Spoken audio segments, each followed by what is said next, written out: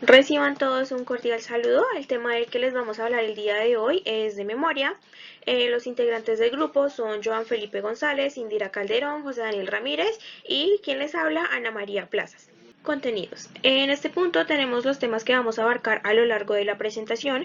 En un primer punto tenemos qué es memoria, en donde hablaremos de la definición de memoria que dan algunos autores. En el segundo punto, un poco de contexto. Mencionaremos los aportes que han hecho diversos autores para lograr construir todo el conocimiento que tenemos hasta ahora de la memoria. En el tercer punto tenemos anatomía de la memoria, en donde hablaremos de las diversas partes del sistema nervioso que están implicadas en la memoria. En el cuarto punto, clasificación de la memoria, hablaremos de los diferentes tipos de memoria. En el quinto punto, hablaremos de las patologías y tratamiento, en donde mencionaremos las amnesias y los tratamientos adecuados. En el sexto punto, hablaremos de curiosidades de la memoria. En este punto mencionaremos casos clínicos o datos interesantes acerca de la memoria. Entonces, ¿qué es memoria? Según Portellano, la memoria es una función neurocognitiva que nos permite registrar, codificar, consolidar, retener, almacenar, recuperar y evocar la información previamente almacenada. También realiza una diferencia con el aprendizaje porque nos dice que mientras el aprendizaje es la capacidad de adquirir nueva información, la memoria es la capacidad para retener la información que aprendimos. También tenemos otra definición que es la de Soledad Ballesteros, que nos dice que la memoria es un proceso psicológico que sirve para almacenar información codificada. Dicha información puede ser recuperada, algunas veces de forma voluntaria y consciente, y otras de manera involuntaria. Entonces, punto 2, un poco de contexto. Entonces, desde la antigüedad se ha intentado buscar la sede de la memoria. Tanto los localizacionistas como los antilocalizacionistas se sumergieron en esta búsqueda de encontrar la sede específica de la memoria, dónde se encontraba la memoria en el cerebro. En la actualidad, pues sabemos que no es que la memoria esté en un punto específico, sino que es el funcionamiento pues de diversas partes lo que construye la memoria. Entonces, digamos, a pesar de que estas dos teorías, la localizacionista como la antilocalizacionista, tenían concepciones diferentes, pues ambos tenían una idea errada, pues porque pensaban que la memoria estaba en un solo punto, funcionaba desde una sola parte. Fue gracias a el surgimiento de la neuropsicología y de la neurobiología, pues que se logró descubrir o se demostró que la memoria es una función supramodal no unitaria que depende del funcionamiento integrado de numerosos circuitos que se localizan en diferentes estructuras del sistema nervioso central. En palabras más sencillas, la memoria es una función holística. No es que esté ubicada en X parte del cerebro, no. Diferentes partes del cerebro del sistema nervioso están encargados pues de la memoria. Las aportaciones de diferentes autores resultaron de suma importancia para llegar a la concepción de memoria que tenemos hoy en día. Por ejemplo, William James, que trabajó en la obra de Memoria, una concepción de la psicología experimental de Gauss. Este personaje fue uno de los primeros, o sea, el primero que introdujo el concepto de tiempo a la teoría de memoria. En este trabajo, William James desarrolló tres modalidades, que son la de la memoria primaria, secundaria y terciaria. También tenemos a Vladimir Bettered. Fue un neurólogo ruso que, debido a investigaciones con un paciente que tenía lesiones en la cara medial del lóbulo temporal, entonces sugirió que lesiones de este tipo en esta zona en específica podrían provocar amnesias. Carl Lashley fue uno de los primeros autores en expresar que la memoria funcionaba de forma integrada. Él formuló la teoría del engrama, que consistía en que los recuerdos se grababan en puntos específicos de estructuras cerebrales y sostenía que si se tipaba como tal ese punto específico, el recuerdo desaparecería. Tras años de investigaciones, Carl concluyó que el procesamiento de los recuerdos en el cerebro trabaja de forma holística. Donald Head fue uno de los principales autores para crear las bases de la neurobiología. Él formuló la teoría de los circuitos reverberantes, que consistía en que si un grupo de neuronas podría mantener un estímulo de forma cíclica. Y también formuló que dependiendo si este proceso era o no reverberante, si era reverberante se convertía en un proceso de memoria a largo plazo. Si la estimulación de las neuronas no era suficientemente reverberante o no se repetía cíclicamente, entonces se consideraba que era un proceso de memoria a corto plazo. Scott y Milner fueron dos autores de suma importancia debido a su caso de investigación con Henry. Para ponerlos en contexto con el caso de Henry, a los 7 años, Henry fue arrollado por una bicicleta, sufriendo una lesión en la cara medial de su lóbulo temporal. Esto se arraigó con los años a ataques de epilepsia muy frecuentes que casi no lo dejaban tener una vida normal. A los 27 años se le realizó un procedimiento quirúrgico en donde se iban a extirpar la superficie de la cara medial del lóbulo temporal. Después de la operación, eh, Henry no sufrió de epilepsia, pero desde entonces no tuvo memoria para adquirir nuevos conocimientos. Este caso es de suma importancia para la neuropsicología porque se comprobó que cualquier lesión, trauma o procedimiento quirúrgico mal hecho en el lóbulo temporal, especialmente en los campos hipocámpicos, podría causar una amnesia. A continuación, diferentes autores ayudaron a formular conceptos sólidos y en base a investigaciones para la concepción de memoria, como Tulbin y su concepto de memoria semántica y episódica, y los conceptos de memoria declarativa y no declarativa. Ahora les voy a hablar de la anatomía de la memoria. Las partes de las que les voy a hablar son el lóbulo temporal, el circuito de Papez, que está constituido por el hipocampo, la amígdala y la corteza rinal. También les hablaré del lóbulo frontal, lóbulo parietal y diencéfalo, ganglios basales y cerebelo. Entonces, empecemos con el lóbulo temporal. En este importante lóbulo se ubican las mayores estructuras relacionadas con la memoria, como lo son el circuito de Papez. La ubicación de este lóbulo facilita su interconexión con diferentes áreas del cerebro. Los lóbulos temporales y especialmente sus caras internas tienen una gran importancia en los procesos de archivo del material némico. Las regiones temporales mediales están más implicadas en la memoria retrógrada o recuerdo de información del pasado. Los contenidos de la memoria semántica se almacenan principalmente en las áreas laterales del lóbulo temporal. A su vez, hay numerosa evidencia que sugiere que el lóbulo temporal anterior juega un rol fundamental en la integración de la información semántica multimodal. Ahora les voy a hablar del circuito de Papez. El circuito de Papez es un centro de interconexión de estructuras diencefálicas, límbicas y corticales que está ubicado en la cara medial del lóbulo temporal. Dentro de este circuito encontramos estructuras como lo son la amígdala, el hipocampo y la corteza rinal. El hipocampo es un centro asociativo integrador supramodal. Él es el principal responsable del archivo y consolidación de todos los recuerdos explícitos, aunque no es responsable del almacenamiento a largo plazo de información. El hipocampo también recibe información directa o indirecta de todas las regiones del cerebro, por lo que puede integrar todos los elementos de una sola experiencia.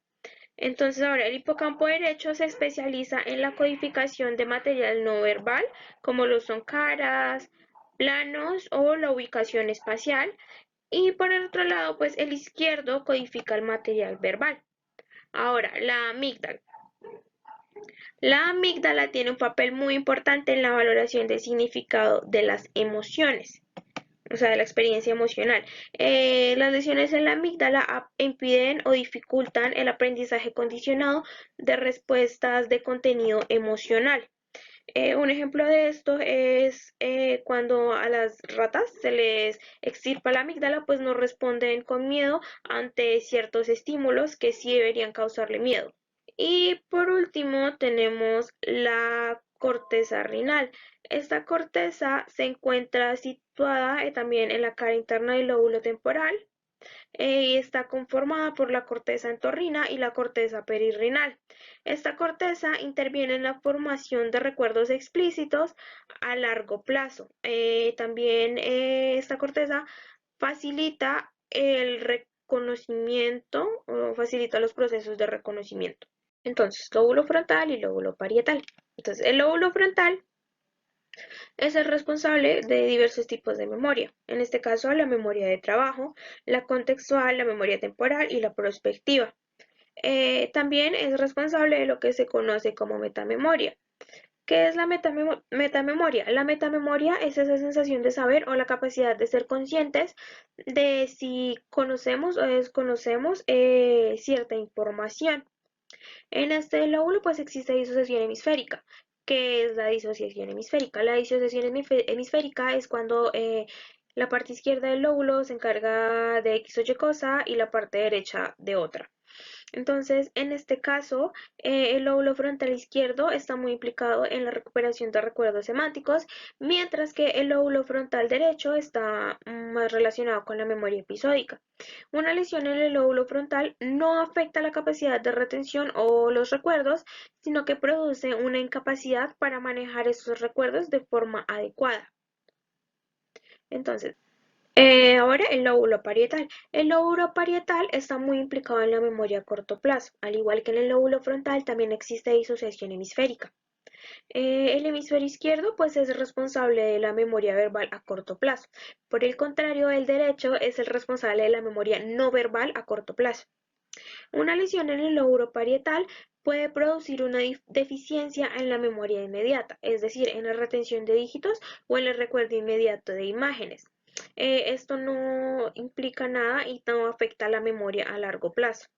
Este lóbulo, el lóbulo parietal, contiene los centros de la memoria espacial somestésica y la memoria espacial de los acontecimientos se localiza en la corteza parietal posterior, mientras que los recuerdos somestésicos se localizan en la corteza somestésica asociativa. Diencéfalo.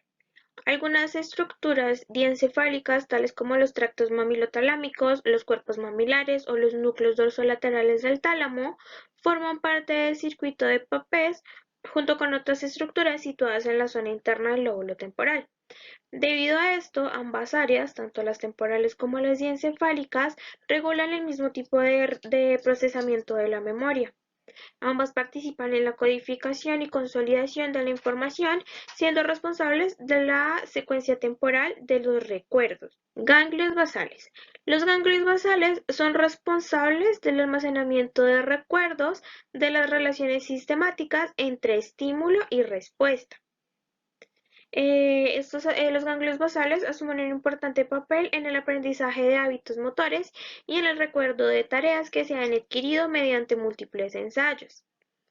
También intervienen en la memoria no declarativa o implícita y en la memoria de procedimiento. Una lesión en los ganglios basales no afecta necesariamente la memoria explícita, pero altera la capacidad del aprendizaje motor. Entonces, por último, tenemos al cerebelo. Tal y como lo define Portellano, el cerebelo es el responsable de los aprendizajes motores realizados mediante condicionamiento pavloviano, siendo este el almacén de recuerdos de las habilidades sensorimotoras adquiridas. ¿Qué entendemos por sensorimotor? Es decir, es la capacidad que tiene el sujeto de relacionarse con el mundo a través de los sentidos y la actividad motriz. Bueno, yo les voy a hablar de la clasificación de la memoria. La memoria la dividimos en dos grandes grupos, la memoria a corto plazo y la memoria a largo plazo. Vamos a hablar primero de la memoria a corto plazo, pero necesitamos saber primero qué es. Entonces, la memoria a corto plazo es la encargada de almacenar la información que vamos a utilizar en el momento. Y esta tiene una particularidad y es que puede traer de la memoria de largo plazo información que necesitamos para realizar alguna tarea en específico. La memoria a corto plazo la podemos subdividir en memoria sensorial, memoria de trabajo, memoria primaria. La memoria sensorial es la encargada de captar, organizar toda esa información que recibimos a través de los órganos de los sentidos. Además, nos permite conocer las características físicas de los estímulos, como el color, el sabor, si es largo, si es corto, ¿sí? O sea, todas las características físicas. La memoria sensorial se puede subdividir en dos. En icónica, que es todo lo relacionado con las imágenes, y ecoica, que es todo lo relacionado con sonidos. Bueno, la memoria de trabajo, como podemos leer, la memoria de trabajo suele definirse como la capacidad de realizar tareas que implican un esfuerzo cognitivo simultáneamente, es decir, realizar varias tareas al mismo tiempo. La memoria primaria es todo el contenido que se acaba de presentar a la conciencia, es como el primer filtro de la información y como el primer nivel donde se queda. La memoria a largo plazo. Bueno, la memoria a largo plazo se encarga de almacenar la información en un intervalo prolongado de manera permanente. La memoria a largo plazo tiene la capacidad de que puedes llegar a ser ilimitada, en contraste con la memoria a corto plazo, que puede ser limitada. Bueno, la memoria a largo plazo la podemos subdividir también en memoria secundaria, memoria terciaria, memoria anterógrada y retrógrada, memoria declarativa o explícita, memoria no declarativa o implícita. Bueno, la memoria secundaria y la memoria terciaria. Bueno, la memoria secundaria se refiere a los hechos o acontecimientos que suceden en un periodo reciente de tiempo, ¿sí? En cambio, la memoria terciaria es toda esa información, esos hechos y acontecimientos que suceden en un tiempo más prolongado. Bueno, la memoria declarativa o explícita es el recuerdo de la información previamente aprendida que es accesible de forma consciente. Es la capacidad que tenemos de recordar algo que ya sabemos, ¿sí? Esta memoria se puede subdividir o tener dos categorías, que es la memoria semántica y la memoria episódica. La memoria semántica es toda la información de tipo cultural, histórico y conceptual, es decir, qué pasó en la historia, o sea, las capitales, saber conceptos, saber nombre de países, ¿sí? En cambio, la memoria episódica es más relacionada con la memoria del individuo, del sujeto, es decir, es como un tipo de memoria autobiográfica, es acordarse de manera lineal los acontecimientos de su vida. Bueno, la siguiente es la memoria anterógrada y retrógrada. Este tipo de memoria es caracterizado por una lesión, ya puede ser debido a un accidente o cualquier trauma cerebral. Entonces la dividimos en anterógrada y retrógrada. La anterógrada es recordar toda la información o acontecimientos después de haber presentado la lesión. En cambio, la memoria retrógrada es recordar esa información antes de la lesión. Bueno. Y por último, la memoria no declarativa o implícita. Dice, es el tipo de memoria que no puede accederse de manera consciente. Es la memoria de procedimiento. Este tipo de memoria es la que llevamos a cabo cuando, digamos, montamos bicicleta. O sea, sabemos que montamos bicicleta, pero no sabemos cómo. Entonces, eso es lo que sería la memoria no declarativa. Patologías y tratamientos de la memoria. Cuando hablamos de patologías de la memoria nos referimos específicamente a la amnesia. La amnesia la define Portellano en su libro como aquellas alteraciones neurocognitivas que se caracterizan por la incapacidad de adquirir información nueva o de recordar información previamente aprendida. Esto depende del tipo de amnesia que se padezca o en algunos casos pues se pueden tener las dos características. Las principales estructuras encargadas o involucradas en esta enfermedad son los lóbulos temporales y el diencéfalo, aunque hay otras estructuras secundarias que pueden estar afectadas como puede ser el lóbulo frontal. Debido a que está relacionado con los procesos de atención y la atención es un proceso que media la memoria.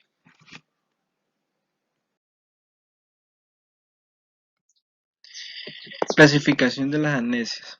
Entonces, dentro de la clasificación de las amnesias encontramos tres grupos generales que realmente lo que nos dice son enfoques diferentes de ver la amnesia, por lo tanto son clasificaciones distintas. Lo que es importante aclarar es que no son enfermedades diferentes o distintos tipos de amnesia. Pongamos como por ejemplo, si una persona padece amnesia hipocámpica, también padecerá amnesia anterógrada. Esto no quiere decir que la persona esté presentando dos amnesias a la vez, sino que son dos características de la misma enfermedad. Entonces es importante aclarar esto. Siguiendo con esto, según su periodo cronológico afectado. Entonces, cuando hablamos de periodo cronológico nos referimos al tiempo que afecta la amnesia. Si es anterógrada, es aquella amnesia que afecta la adquisición de información nueva desde que se presenta la enfermedad. Y cuando hablamos de retrógrada, es aquella que produce el olvido de los recuerdos o produce una incapacidad de recordar información previamente aprendida. Hablando de esto, es importante aclarar estos dos tipos de amnesia, ya que son los más generales y son los que vamos a encontrar de características principales en las diferentes amnesias. Siguiendo con esto, entonces, según el tipo de material afectado. Cuando hablamos de tipo de material nos referimos específicamente a la lesión de alguna estructura cerebral que produce esta enfermedad. Entonces, si es diencefálica, nos referimos a aquellas amnesias que son producidas por un daño en el diencéfalo o una lesión. Esta amnesia es conocida también como el síndrome de Korsakoff, que fue la persona que descubrió esta enfermedad en 1829. Su causa principal es el déficit de vitamina B1 o tiamina. De características principales podemos decir que esta enfermedad presenta amnesia anterograda progresiva, que pues como dice es progresiva a medida que pasa el tiempo va agravando la situación. Severo daño en la memoria remota. La memoria remota es aquella memoria que se encarga de los recuerdos pasados o la memoria más lejana, se podría decir. También causa alucinaciones y desorientación espacio-temporal. Cuando hablamos de amnesia frontal, podemos decir que es aquella amnesia que es causada por una lesión en el lóbulo frontal. Entonces, esta en cuestiones de gravedad no es tan importante, o sea, no es tan grave como las otras, pero sí es fundamental a la hora de la adquisición o el funcionamiento de la memoria. Entonces, cuando se padece algún tipo de amnesia por esta causa, por este daño, se pueden presentar problemas de memoria a corto plazo. También podemos presentar problemas de memoria episódica o problemas de memoria de trabajo. Esto debido a que el lóbulo frontal se encarga principalmente de los procesos atencionales y debido a esto también interfiere en el funcionamiento de la memoria. Amnesia hipocámpica. Es aquella amnesia que es producida por la lesión en el hipocampo y es conocida principalmente por un paciente llamado H&M y que presentó una lesión grave en su cerebro, que después se dieron cuenta que era el hipotálamo y que causó los siguientes síntomas o las siguientes características de esta amnesia. Una amnesia anterógrada irreversible, es decir que cuando la persona padece esta enfermedad realmente no es imposible que recupere esa capacidad de adquisición de información. Una amnesia retrógrada ligera, es posible que la persona no recuerde muchas o no recuerde algunos fragmentos de su memoria, de su pasado. Y esto es importante también, esta característica que es la de que la persona es consciente de que está enferma. Porque es importante? Porque es importante a la hora de tratarla, ya que si la persona de alguna manera sabe que o es consciente de que padece esta enfermedad, se pueden crear distintas estrategias para que se pueda desarrollar en su vida cotidiana de una manera un poco más adecuada o un poco más adecuada, ¿sí? Es importante también aclarar que la memoria a corto plazo se mantiene, no sufre daños. Por lo tanto, la persona es capaz de comprender lo que uno dice. Y también hay que hacer alusión a los dos lados del hipotálamo. En caso de que si se llega a si llega a haber una lesión en el hipotálamo izquierdo, va a producir una amnesia anterógrada verbal. Quiere decir amnesia anterógrada verbal. La averbal se refiere a todo lo que tiene que ver con palabras o letras. Entonces, cuando se refiere a anterógrada verbal es que la persona no logra adquirir esa información nueva en sentido de letras o de palabras. Y cuando hablamos de no verbal, que es en el caso de que se lesione el hipotálamo derecho, nos referimos a aquella amnesia anterógrada que imposibilita la adquisición de nuevos aprendizajes como lo puede ser un baile o algunos movimientos específicos o algún trabajo en específico. Entonces, como tercera y última clasificación tenemos según su etiología. Como la palabra lo dice, etiología sería como el origen. Entonces la clasificación según el origen de la amnesia. Entonces tenemos orgánicas y psicógenas. Cuando hablamos de orgánicas son aquellas amnesias que son originadas por un carácter biológico, bien sea un accidente que provocó una lesión cerebral o una enfermedad neurodegenerativa.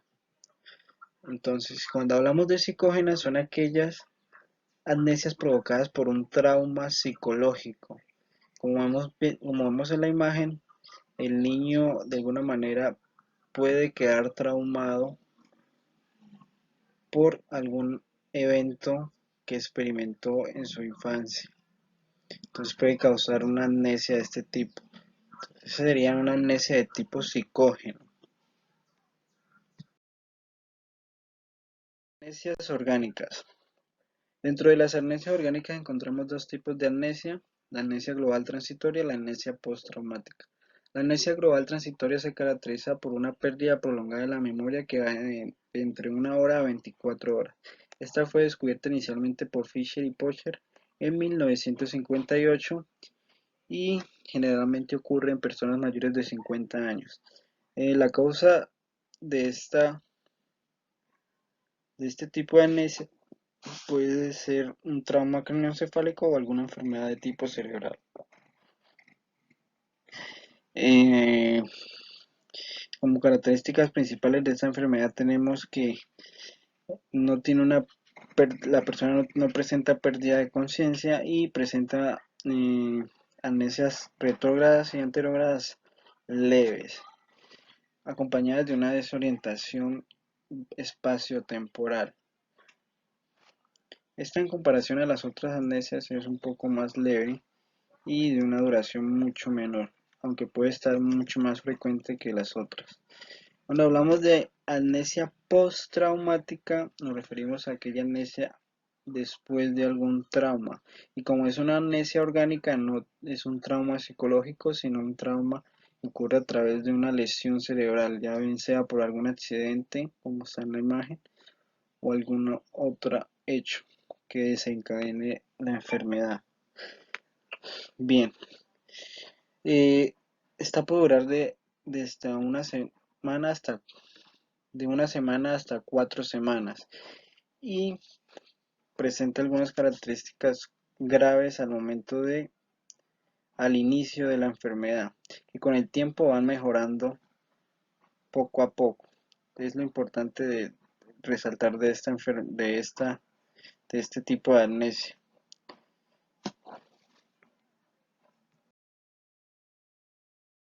Amnesias psicógenas. Dentro de las amnesias psicógenas encontramos tres tipos que son la disociativa, selectiva y amnesia por ansiedad. La disociativa se caracteriza principalmente por aquellas amnesias que ocurren por un evento muy estresante para la persona, como lo puede ser la presencia de la muerte de algún familiar o la muerte de algún familiar muy querido que también eh, puede ser la causa de este tipo de amnesia.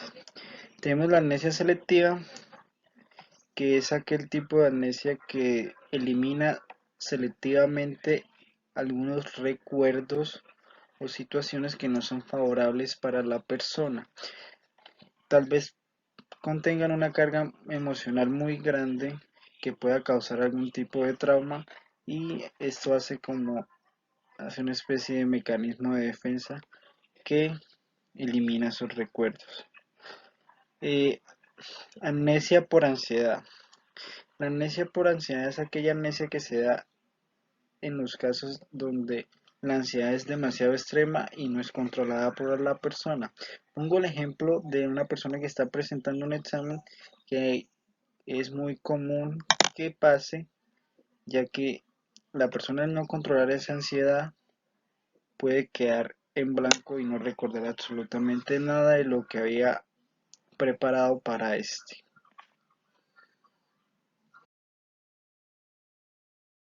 Tratamientos. Al momento de hablar de tratamientos sobre la amnesia, cabe resaltar que no encontré, o por lo menos no sé si haya uno específico para cada uno. Sin embargo, como ya anteriormente lo había dicho, la amnesia anterógrada y amnesia retrógrada siempre va a estar presente en cualquier tipo de amnesia. Por lo tanto, sí existen tratamientos enfocados en estos dos tipos de amnesia, y es de los cuales vamos a hablar a continuación. Tratamientos de amnesia anterógrada. Consisten generalmente en ejercicios de estimulación cognitiva que logren activar el funcionamiento de la memoria. Eh, También va junto o va ligado con estrategias que faciliten la vida de la persona.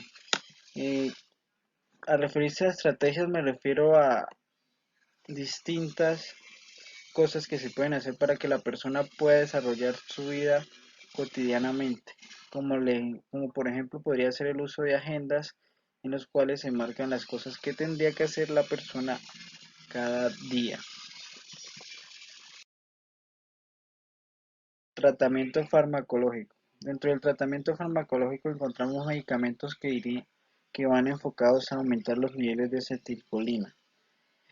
¿Por qué van enfocados a esto? Como sabemos bien, la acetilcolina ayuda a moderar procesos como la atención, la motivación y la excitación. Por tanto, también está involucrada en la neuroplasticidad cerebral. Lo que ayuda a aumentar estos niveles es que de alguna manera se formen los recuerdos y la amnesia no tenga un nivel tan fuerte de olvido. Como, como medicamentos se pueden utilizar la galantamina, la rivastigmina y el donepezilo. Tratamientos de amnesia retrógrada. Existen diferentes tratamientos que ayudan a la evocación de estos recuerdos. Podrían ser como expresar o diseñar algunas situaciones que puedan producir sentimientos o emociones en la persona que de alguna manera ayuden a recordar ciertas partes de su vida pasada. Sin embargo, no tienen el mejor resultado, ya que la mayoría de recuperaciones de estas amnesias se dan naturalmente a través de la plasticidad cerebral. Entonces es muy común ver personas que han perdido la memoria, digamos, por algún tipo de accidente, que a medida del tiempo van recuperándola poco a poco por naturalidad. A modo de recuento, diremos que en este video abarcamos tanto la definición como las bases anatómicas, los tipos de memoria y las patologías y posibles tratamientos de la memoria. En el encuentro sincrónico haremos hincapié en curiosidades de la memoria, en donde expondremos casos clínicos sobresalientes para el área de la neuropsicología y expresaremos por qué el atravesar una puerta puede significar perder la memoria.